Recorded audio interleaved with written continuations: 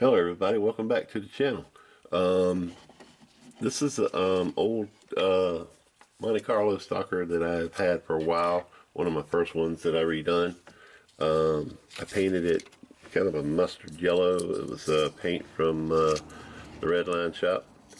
And it doesn't look too bad. The wheels I think are reproductions from another car. I redid the base with Monte ink, but you can see right here it looks kind of rough. I'm not happy with the decals because these are decals that I made from images on the computer and printed them and stuck them on here, but you can see they look kind of faded out. They don't look too bad, but I redid one recently with some decals from Second Chance Red Lines, these right here, and they really popped, and I decided I wanted to redo this one and put new decals on it. So we're going to strip it down and repaint it, and I might do some, I don't know, that base don't look too terrible. It just looks like it's been played with on the base. We might leave the base alone, but it was redone with Molito ink, and these wheels I think are off our vintage series. I think it looks pretty good, but we're going to clean it up a little bit. I never did dip it, the windshield, in Pledge Floor Shine, so we might clean that up as well and put that in Pledge Floor Shine, make it look 100% better. So let me go ahead and take this apart and dip it in citrus strip and get it ready for new paint and decals. Alright, we're back from paint with the Monte Carlo stocker. This is kind of a mustard color. I think it's about period correct if I remember. I used to have the Thunder Shift track and it had this one and the Torino stocker, and I love these cars. So this was the first one I ever tried to restore, as I remember me telling you, and I printed my own decals, and I've got some new ones from Second Chance Redline, so that's why I repainted it so that I could go with that color. So I'm going to go ahead and put those on, and I'll let you watch while I do it.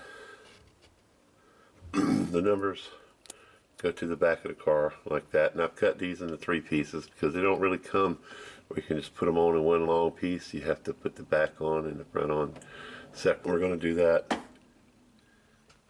and I'm going to get my bowl of water here and dip the pieces so they'll soak. Let them soak for about 15 seconds so that they'll loosen from the backing paper.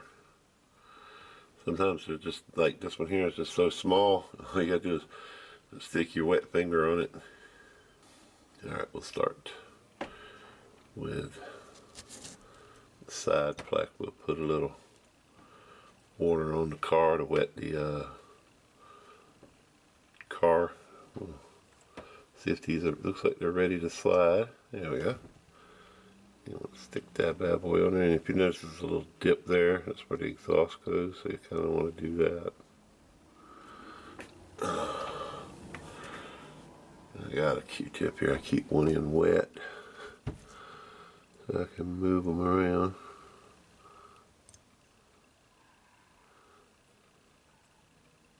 I don't want to move. You want to get it about where you want it. See the little dip there? That's where you want that little dip in the decal paint, like that.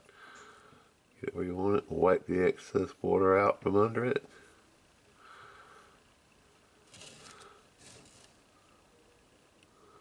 Looks like $1,000,000. Love it. Alright, there's a little piece goes in the front here. We're going to do that one next because it's going to slide right off this backing paper.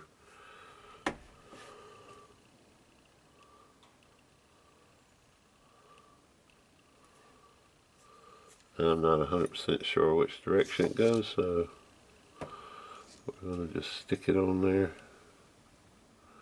Have a look. Too much water, it don't want to come off. Alright, looks like I got it upside down, so we'll turn it around, put it in place.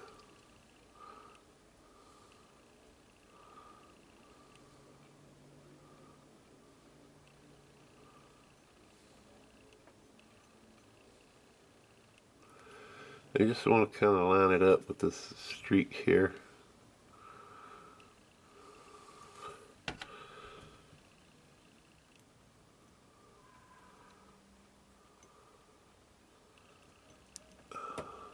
it's Christmas Day and I'm doing this, and it makes me think I've got the Thunder Shift set at Christmas, probably about 1977, I want to say. And it brings back a lot of memories of us sitting in the garage. We had it set up on the pool table. We had a pool table in the garage. Just good old times. Brings back a lot of memories. Tell you what, you guys, if you have a favorite Christmas memory you'd like to share, go ahead and put it in the comments down below. Let me know, what was your favorite toy? What was your favorite Hot Wheel if you got them for Christmas? And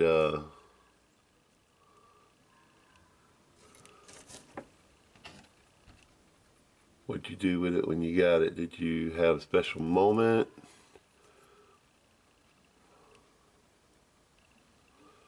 I had a lot of special toys growing up. Different ages, different toys. Alright, the decals have cured up pretty good. They're looking really nice. I'm really digging the way these decals look. We're going to do an assembly now.